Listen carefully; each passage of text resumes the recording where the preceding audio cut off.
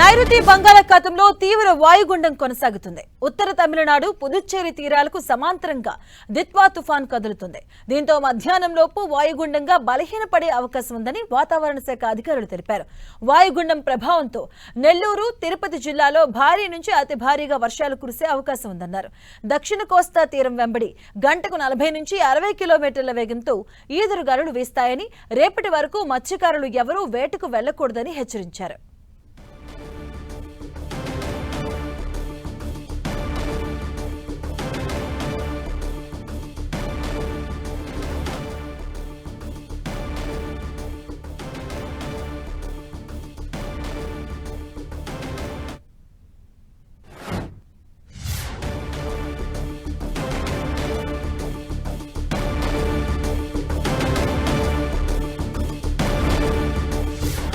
తీవ్ర వాయుగుండం ప్రభావంతో నెల్లూరు జిల్లాలో విస్తారంగా వర్షాలు కురుస్తున్నాయి.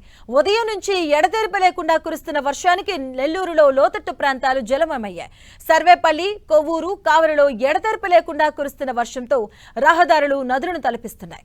అటు కృష్ణపట్నం పోర్టు దగ్గర 3వ నంబర్ ప్రమాద హెచ్చరిక జారీ చేశారు అధికారులు.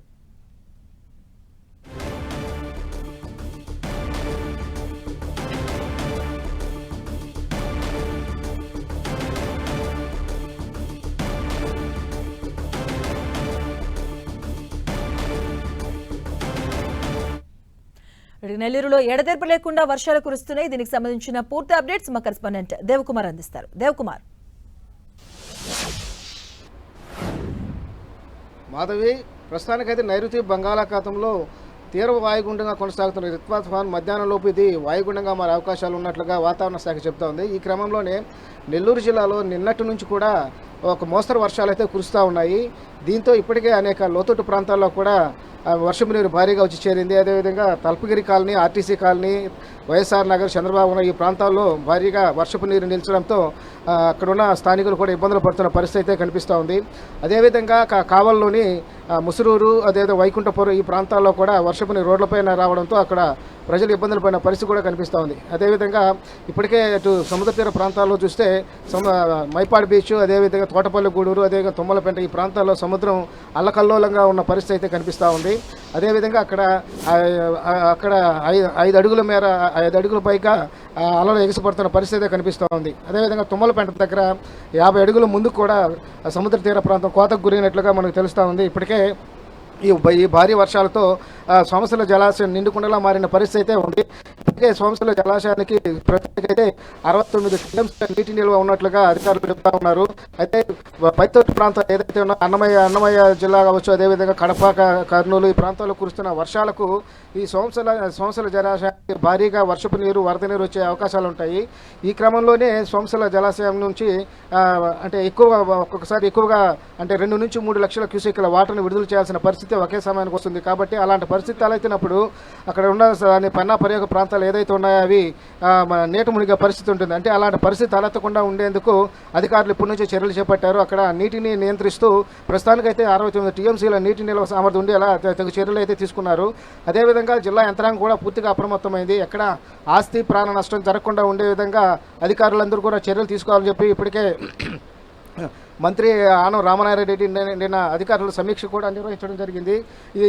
ఈ సమీక్షతో పాటు అధికారులు ఎక్కడ ప్రాణ నష్టం జరగకుండా అన్ని చర్యలు తీసుకోవాలి. అందరికీ సెలవులు కూడా ఉద్యోగులకు, అధికారులకు రద్దు చేసిన పరిస్థితి కనిపిస్తూ ఉంది. అదేవిధంగా నెల్లూరు జిల్లాలో ఈ భారీ వర్షాలు కురుస్తున్న కారణంగా స్కూల్స్కు, అదేవిధంగా కాలేజీలు కూడా సెలవులు ఇవ్వడం జరిగింది. అలాగే మత్స్యకారులు ఎవరూ కూడా వేటకు వెళ్ళొద్దని ఇప్పటికే హెచ్చరికలు చేసిన నేపథ్యం మత్స్యకారులంతా కూడా సురక్షిత ప్రాంతాల్లో చేరుకున్నారు. వాళ్ళ బోట్లను, అదేవిధంగా వలలన్నింటిని కూడా సురక్షిత ప్రాంతాలకు తరలించి ఇళ్లలోనే ఉంటున్న పరిస్థితి అయితే కనిపిస్తోంది. మరోవైపు ఏదైతే లోతట్టు ప్రాంతాలు ఉన్నాయో, అదేవిధంగా ఈ భారీ వర్షాలు కురుస్తున్న నేపథ్యంలో ఎవరికి కూడా ఎక్కడ కూడా ఎలాంటి నష్టం జరగకుండా ఉండాలని చెప్పేసి అన్ని ఏర్పాట్లు చేయాలని చెప్పి కూడా చెప్పడం జరిగింది. ఈ క్రమంలో అధికారులు కూడా అన్ని చర్యలు తీసుకున్నారు. ఇప్పటికే ఇరిగేషను, రెవెన్యూ, అదేవిధంగా పోలీసు, అదేవిధంగా ఎలక్ట్రిసిటీ ఈ డిపార్ట్మెంట్లు అన్నీ కూడా అలర్ట్గా ఉండాలి.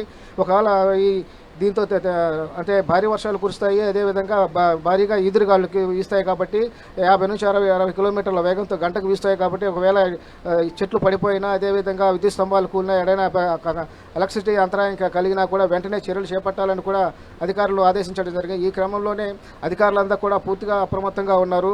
అయితే ప్రస్తుతానికి మనం నెల్లూరు బ్యారేజ్ దగ్గర ఉన్నాం. ఇక్కడ చూడొచ్చు, ఈ బ్యారేజ్ దగ్గర బ్యారేజ్కి భారీగా వర్షపు నీరు, అదేవిధంగా వరద నీరు వస్తూ ఉంది. ఇదంతా కూడా పెన్నా నుంచి వస్తున్న సంవత్సరాల జలాశయం చూస్తున్న ఈ పెన్నా వరద నీరు ఇది పూర్తిగా ఈ ప్రాంతం అంతా కూడా ఒక అంటే భారీగా వర్షం నీరు ప్రవహిస్తుంది.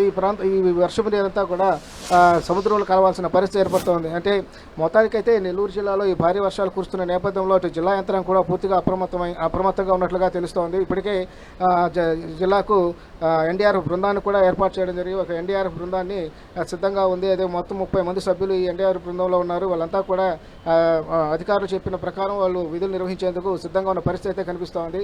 అయితే ఏదేమైనప్పటికీ నెల్లూరు జిల్లాలో అంటే మోస్తరు నుంచి భారీ వర్షాలు కురుస్తున్నాయి. నిన్నటి నుంచి కూడా ప్రధానంగా నెల్లూరు, సర్వేపల్లి, అదేవిధంగా కోవూరు, కావలి ఈ ప్రాంతాల్లో ఈ ప్రస్తుతానికైతే వర్షాలు కురుస్తున్నాయి. దీంతో అనేక చోట్ల కూడా రోడ్ల మీద వర్షపు నీరు నిలిచిన పరిస్థితిలో ఉండడంతో అటు ప్రజలు కూడా తీవ్ర ఇబ్బందులు పడుతున్నారు. మరోవైపు జిల్లాలో ఇప్పటివరకు సగటు వర్షపాతం చూస్తే 22 మిల్లీమీటర్లుగా నమోదైంది. ఎక్కువగా కోవూరులో 60.1 మిల్లీమీటర్ల వర్షపాతం నమోదైంది.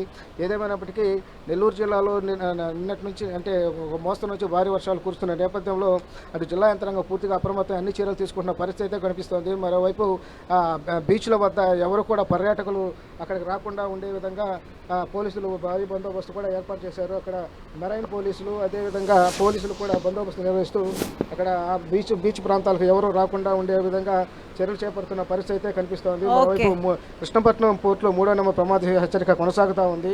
అదేవిధంగా అటు మంత్రి నారాయణ, అదేవిధంగా ఆనం రామనారాయణ రెడ్డి కూడా ఎప్పటికప్పుడు అధికారులతో సమీక్షలు నిర్వహిస్తూ అన్ని చర్యలు తీసుకోవాలి, ఎలాంటి ఆస్తి ప్రాణనష్టం జరగకుండా చూడాలని చెప్పి కూడా ఆదేశాలు ఇస్తున్న పరిస్థితి అయితే నెల్లూరు జిల్లాలో కనిపిస్తోంది. Madhavi. Right, thank you Dev Kumar.